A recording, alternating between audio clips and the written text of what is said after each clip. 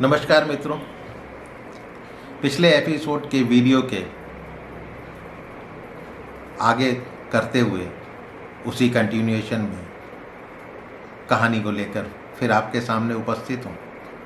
जैसा मैंने बताया था कि उषा अनिरुद्ध के मिलन के बाद श्री कृष्ण और भगवान शंकर का एक भयंकर युद्ध हुआ तो हुआ क्यों और कैसे। उधर जब अनिरुद्ध उषा के साथ अपना प्रेमालाप कर रहे थे शोणितपुर में, बरसात का चौमासा पूरा बीत चुका था, 4 महीने बीत चुके थे। परंतु अनिरुद्ध जी का पता ना चल पाने से द्वारिका के सभी लोग शोकाकुल हो चुके थे। उनका पूरा परिवार, जितने सगे संबंधी, वो बड़े व्याकुल थे। एक दिन नारद जी वहाँ पर पहुँचते हैं और उन्होंने अनिरुद्ध का शोणितपुर जाना, बाणासुर के सैनिकों को हराना और फिर नागपाश में बांधा जाना, ये सब उन्होंने कह सुनाया। तब यदुवंशियों ने शोणितपुर पर चढ़ाई कर दी। कृष्ण, बलराम, प्रद्युम्न, सात्यकी, गद, सांब, सारण, नंद, उपनंद और भद्र आदि 12 अक्षौणी सेना के साथ व्यूह बनाकर उन्होंने शोणितपुर को घेर लिया, यानी बाणासुर की राजधानी को घेर लिया। बाणासुर भी उतनी ही सेना लेकर युद्ध करने के लिए वो नगर से बाहर निकल आया। साक्षात भगवान शंकर नंदी पर सवार होकर पुत्र कार्तिकेय और गणों के साथ युद्ध भूमि में पधार जाते हैं। भगवान शंकर कृष्ण और बलराम से युद्ध करने लग जाते हैं। प्रद्युम्न से कार्तिकेय का युद्ध होता है। बलराम से कुंभांड और कुंभकर्ण का युद्ध होता है। बाणासुर के पुत्र के साथ सांब और स्वयं बाणासुर के साथ सात्यकी वो भिड़ जाते हैं। भयंकर युद्ध होने लगा। शंकर जी तथा कृष्ण दोनों ही एक दूसरे पर तरह तरह के दिव्यास्त्रों का प्रयोग करने लगे और एक दिव्यास्त्र की काट दूसरे दिव्यास्त्र से करने लगे। तब आखिर में भगवान कृष्ण ने काफ़ी देर युद्ध चलने के बाद अपना एक अस्त्र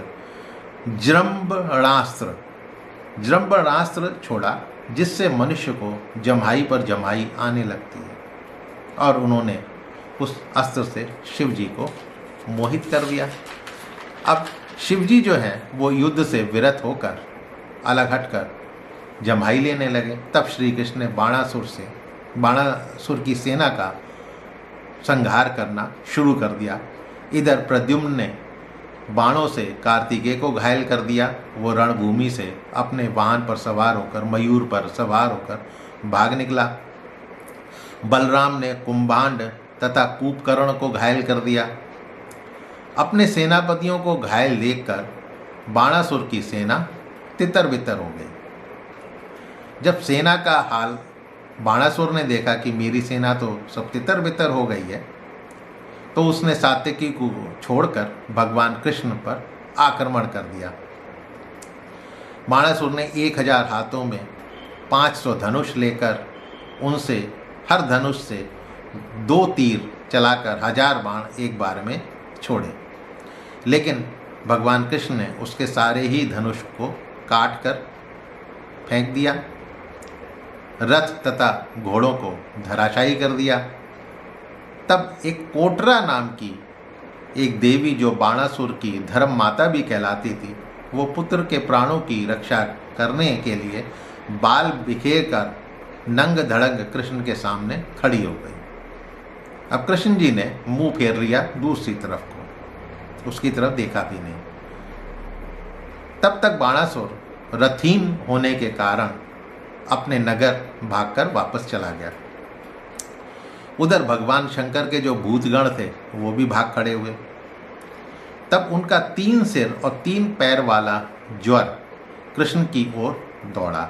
तब कृष्ण ने भी अपना ज्वर छोड़ा, जो माहेश्वर ज्वर को पीड़ित होकर, माहेश्वर ने जो ज्वर छोड़ा था जिसका नाम त्रिशिरा भी था, वो कृष्ण के ज्वर से पीड़ित होकर चिल्लाने लगा और भगवान कृष्ण के सामने याचना करने लगा अभयदान की।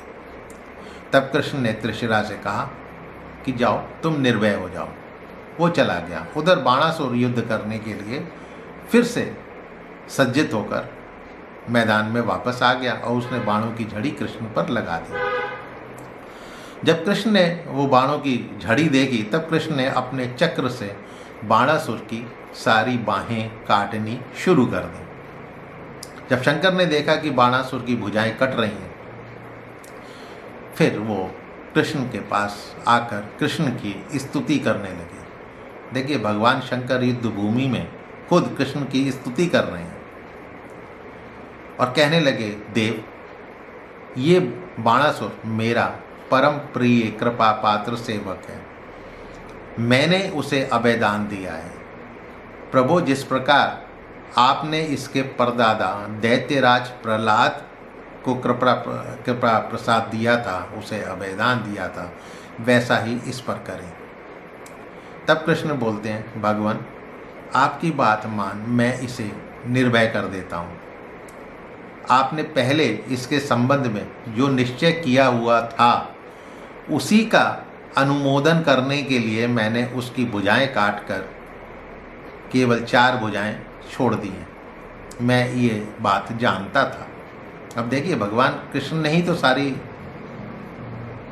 माया रची थी। उधर भगवान शिव शंकर ने जो वरदान दिया था उसकी काट भी बचा कर रखी हुई थी। तो आगे कृष्ण कहते हैं कि आपने जो सोचा था मैंने उसी का ही अनुमोदन किया है, इसकी बाहें काट कर। मैं जानता हूं कि यह दैत्यराज बलि का पुत्र है, इसलिए मैं इसका वध नहीं कर सकता। मैंने वैसे भी प्रहलाद को वर दिया है कि तुम्हारे वंश में पैदा होने वाले किसी भी दैत्य का वध मैं नहीं करूँगा। अब इसकी 4 भुजाएं बची रहेंगी जो अजर अमर रहेंगी और किसी का भय इसको नहीं होगा। अब बाणासुर इस चीज़ को सुन रहा था, तो श्री कृष्ण से अभयदान पाकर बाणासुर पास आकर धरती पर लेट गया और कृष्ण को प्रणाम किया। उसके बाद अभयदान लेने के बाद वापस अपने महल गया और अपनी पुत्री उषा को अनिरुद्ध के साथ एक सुसज्जित रथ पर बिठाकर ले आया।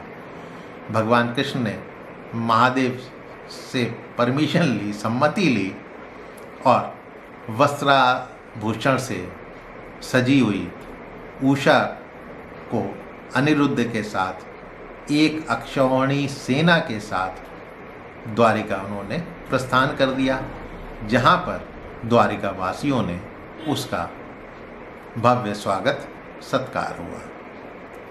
तो ये कथा थी उषा अनिरुद्ध मिलन से लेकर भगवान कृष्ण और भगवान शंकर के बीच युद्ध की। तो मित्रों, आपको ये अवश्य पसंद आई होगी। मेरे चैनल को सब्सक्राइब करना मत भूलिएगा। हो सके तो इन कहानियों को, इस चैनल को, इस स्टोरी को अपने इष्ट मित्रों से शेयर कीजिएगा और अपने आने वाली जनरेशन को सुनाइएगा। फिर मिलूँगा किसी नए किस्सा कहानी के साथ। तब तक के लिए नमस्कार।